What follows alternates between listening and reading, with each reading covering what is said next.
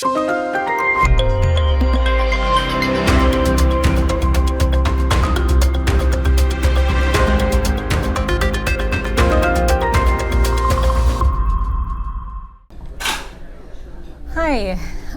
how are you? Doing great, thank you. So we're here at the Golden Star Cafe. Why'd you pick this place? Well, first of all, it's a great restaurant. It's an old school Chinese restaurant that I love. It's right here in the near west side. But also I've been working with the owner and looking at some of the challenges he's had at City Hall. So I just wanted to meet here. I had a nice lunch before this interview, so it worked out well. Tell me a little bit about yourself, sir. Well, I've been here for 40 years. I came here in 1985 with the dream of getting a degree from St. Mary's University.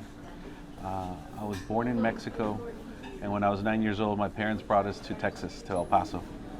But when I was 17, that's when I came here, and I've been here ever since. This is where I got most of my education at St. Mary's University, St. Mary's Law. At UTSA, I got a master's in business. This is where I met my wife. This is where we got married, right here at St. Joseph's downtown, where my children were born, where I got my first job and started several businesses. So for me, this is home, and I want to retire here. So what is your motivation to become mayor? What led you to run for mayor? The reason I'm running for mayor is because I want to restore the promise of San Antonio. I want a safe city, a San Antonio that is prosperous, where every family can thrive. And I think that we're at a crucial point in our history as a city where we can decide to keep going down the same path or to try something different that would help us with the progress that we need to be making. That's saying, a recent poll by UTSA found that crime, homelessness, and affordable housing were the top three most important problems, according to their respondents. Unemployment, the federal budget deficit, and racism ranked amongst the least important. Do you agree with these priorities? Well, they're all rooted in poverty, and I do agree that poverty is our biggest problem in the city. We've had the same level of poverty for decades. Nothing's changed. And like I said, all of those issues, crime, homelessness, educational levels, that are below the national average, those are all based on poverty. And so poverty is the issue that we need to address. San Antonio is undergoing a bit of a development boom with the airport expansion, downtown sports, and entertainment district plans, obviously Project Marvel, and the plans for new VIA lines. How would you help facilitate these projects, and should they remain priorities for the city, particularly the downtown district? Well, we live in one of the fastest growing cities in the country. There's no denying that. People want to live here, and it's mostly because this is a great place to live. People recognize that the Sun Belt is a wonderful place to be. But as a city, we do need to not only keep up with that growth with respect to basic services, but also we need to bring in those projects and support those projects that will make us grow into, a world-class city, like an airport, like a downtown entertainment district, like all those things that other cities would have that we need to have ourselves. What is the first thing you plan to do once in office, and what will you set to accomplish in your first 100 days? My number one focus is in protecting the taxpayers.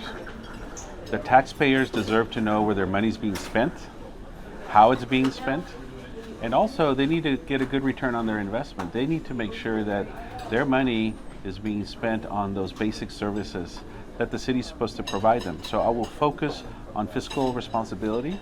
I'll take a look at where are we spending that money, where our priorities have been and where they should be.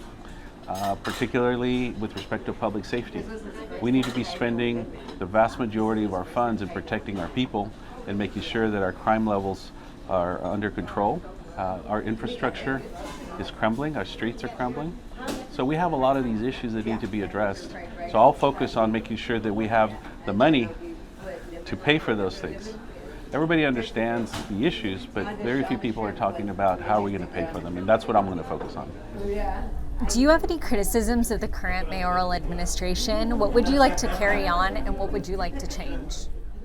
It's more of an observation about our administration today, and that is that we cannot thrive as a city We can't compete as a city if we're fighting with our state and federal leaders. We have to be able to get along. You have to be able to learn to set aside your differences and come together. The other thing is that our city council is divided. No matter what anyone tells you, it's divided. There's no unity. Our city's divided. We need to come together as a city. We need to be able to focus on the things that matter and set aside those things that are dividing us, that are tearing us apart. So my major criticism is that we haven't been able to come together as a city and do the things we should be doing. San Antonio has had a rocky recent history when it comes to getting along with state officials. How would you approach that relationship? Well, I'm the only candidate that has the relationships that matter in Austin and in Washington. Governor Abbott appointed me to Secretary of State.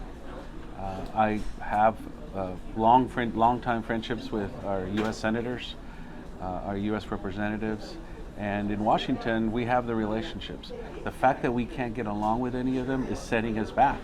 That's where the big money comes from. All those funds that are coming from the federal and state governments are up for grabs, and other cities are beating us to them. And when we don't have a good relationship, actually an antagonistic relationship with our governor and our president and others, then how can we hope to compete with cities like Austin and Houston and Dallas, where their mayors get along with our governor?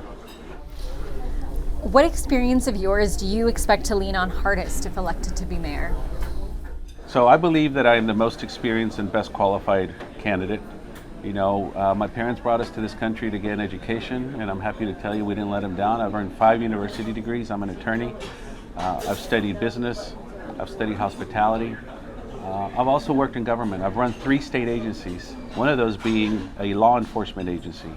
As Secretary of State, I got to promote Texas. I was the Chief Economic Development Officer for Texas. I went around the world trying to bring investment here, and I'm ready to do that for San Antonio. I was also a Public Utility Commissioner, so I understand about CPS Energy. I understand what needs to happen. So not only do I have government experience, but I've also been in business. I'm a small business owner. I've been an investor. I've worked in the corporate arena. And so if you combine those 2 things, government and business experience, on top of my economic development experience, I believe that that is the trifecta. We need a mayor who understands economic development and has actually experience in it, and then also run government entities as well as businesses. The mayor's office is now a 4-year term instead of 2 years. How does that change how you might approach your priorities? The fact that we have 4 years now, I think, is a good thing, because that gives the mayor an opportunity to once and for all tackle those things that others have been kicking down the road, like poverty. I think that if we have the runway of 4 years, then the mayor can really get down to business and focus on finding the solutions that typically you can't really seek when you're running for office every 2 years. So for me, I plan to go and try to fix the root causes of all these issues that we have, like poverty, and the only way to do that is through aggressive economic development. What are the 3 biggest challenges for the city of San Antonio right now, according in your opinion? Poverty is the biggest challenge, education, and then also economic development. Our economy has stagnated. We need to make sure that we educate our children, those individuals that didn't have a chance to get a college education, that we provide them the skills necessary to fill quality jobs so they can get excellent paychecks. We also need to make sure that we are attracting companies here. The only way to build our economy is to bring investment from the outside. And the only way to do that is through aggressive economic development. We need to be able to attract companies like they're going to other cities in Texas. Right now, what we need to do is we need to be able to sit down with CEOs of companies and say, hey, come to San Antonio. Come over here. You'll get a great workforce. You have great infrastructure. You have all the things that you need for your company to blossom. So we need to do a better job at working with our economic development teams here in town in promoting San Antonio the same way I promoted Texas. You know, we're in the hottest economy in the world. San Antonio is in the Texas Triangle. We need to act like it. You answered this question a little bit, but what is drawing you to come and run in local politics after being at the state level? Well, look, being Secretary of State was one of the greatest honors of my life. The governor nominated me and the Senate approved me. and the Senate, remember, is a bipartisan group, and they approved me unanimously. So really the people of Texas, allowed me to serve as Secretary of State. It's a great position, but look, I think that we need a lot of help in San Antonio. I want to retire here. This is home for me.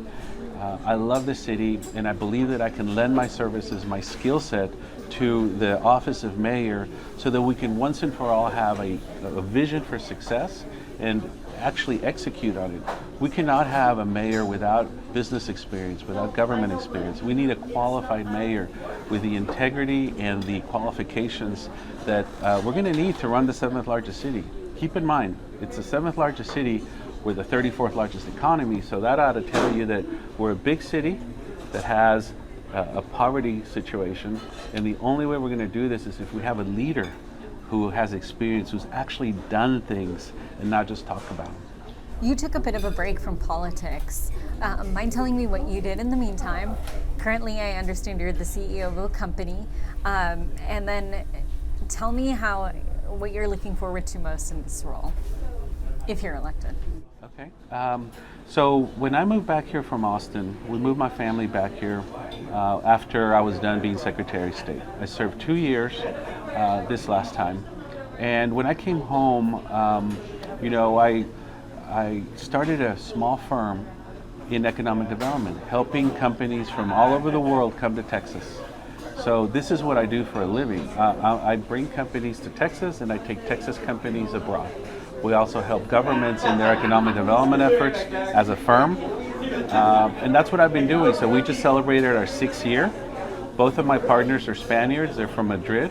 So we have offices in Madrid, in Mexico, and in Texas. And basically our job is to bring companies to Texas. And I do my best to try to bring them to San Antonio. A lot of them want to go somewhere else, and particularly because they see in other cities things that we don't have, like our air service situation. A lot of them want to go to Dallas or Houston because of the air service. A lot of them find, in those other cities, they find a municipal government that is supportive of them. So they have their own reasons for going there. But I'm a small business owner. I've been for many years. I have my law firm as well. And my focus is bringing investment to San Antonio from a private sector perspective. Sir, of the 27 candidates, there's of course a handful of people who are registered Republicans. Of course, you have ran as a Republican. For those, given the fact that Bexar County and San Antonio leans more Democrat, what's the biggest thing you want people to know who may not necessarily align with the political party? So first of all, this is a nonpartisan race, and I think San Antonians are very pragmatic. They're not going to look at a person's party.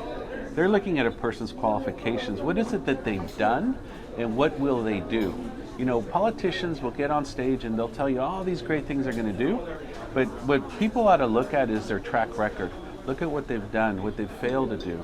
And in this particular case, the fact that I am Republican, has nothing to do with it. I've already vowed to come in and check my partisanship at the door and work together to bring people together, because those people that are making this race partisan are the ones responsible for tearing the community apart. We can no longer have partisan politics in local government.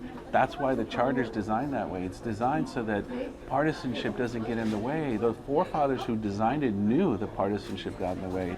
But look, the fact that I've been in economic development, I've proven myself. I've got proven leadership abilities. That's what San Antonians are going to look at. They're not going to look at my party. And by the way, anyone who knows me knows that I've been very bipartisan. We have a bipartisan coalition that we put together from our campaign. And I've been here for 40 years and I've made a lot of friends on both sides of the aisle. What I think people should focus on, though, if they want to look at partisanship, focus on my relationships with Austin and with Washington and what I'll be able to do for San Antonio in representing them. I can pick up the phone and the governor will take my call, and then I can make my case for San Antonio. So I think that people are very pragmatic, and they're not going to be looking for partisanship. They're going to be looking for someone who can actually get the job done once and for all. A recent UTSA poll asked who people were most likely to vote for mayor. Now, Sarah, I know the results weren't exactly necessarily in your favor. Are you nervous based on those results? What is your takeaway from that particular poll? Absolutely not. Look, we don't follow polls. We focus on our messaging. And if polls were correct, Hillary Clinton would be president today. If the polls, the polls can be skewed in either case. I'm not saying that the UTSA poll was skewed, but the sad reality is that almost 60% of San Antonians didn't know who any of us were. They didn't know who our mayor is. They didn't know who any of those council people that are there. I mean, that ought to say a lot. I mean, I don't expect to have big name ID because I haven't really been in local government. But for those that are in local government and for 60% of the people not to know who they are, that's alarming. That saying, sir, why are you the best candidate for the job? I'm the best candidate because I'm the best qualified. I'm not doing this for political ambition. I'm not doing it to stay relevant. I'm not doing this as a stepping stone to go to somewhere else. I'm doing this because I'm at a point in my life where I can lend my skills to this community that I love so much, a community that I see that is being mismanaged in many different respects. And I want to retire here. I want my children to come back here. All those companies that aren't coming to San Antonio and going to Dallas and Austin and Houston are taking our children and grandchildren with them. We've got to stop that. We need leadership that can take this community in a different direction. So I'm calling for change, and I am the individual who can do that. Why? Because I have experience. You can look at my track record. I'm not just talking about it, I've done it. Is there anything I missed you'd like to add, sir? I want to be very supportive of small business. Small business is the backbone of our economy. I believe that government should support small business, should empower small business owners, particularly restaurants. I've been a big advocate of our hospitality industry because, see, I put myself through college working in restaurants like this one. I used to wash dishes, and that's how I met my wife, waiting tables. We need to support our small business. Government can't frustrate them. Government needs to act as a partner and empower them so they can grow, so they can hire more people, and those people can get great paychecks to be able to contribute to this wonderful city and its economy. I appreciate it. Thank you so much. Of course, thank you.